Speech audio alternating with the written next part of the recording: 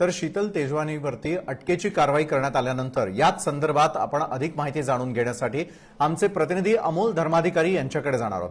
अमोल, पुण्यातून सगळ्यात मोठी बातमी येते, शीतल तेजवानीच्या अटकेसंदर्भातली काय सविस्तर माहिती देणार आहात?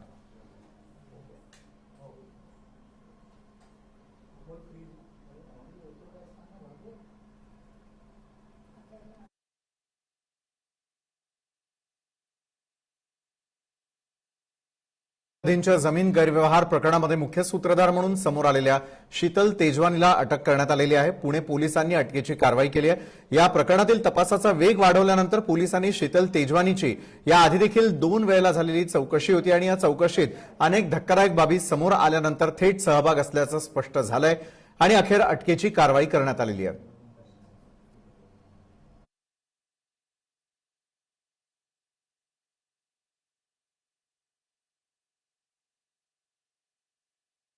काय बोलणार आहे तुम्ही? मॅडम काय बोलायचं तुम्हाला? मॅडम काय बोलणार आहे तुम्ही? मॅडम काय बोलणार आहे तुम्ही? खासदार वर्षा गायकवाड यांनी आता एक अनोखी मागणी केलेली आहे, कारण महापरिनिर्वाण दिनी मुंबईत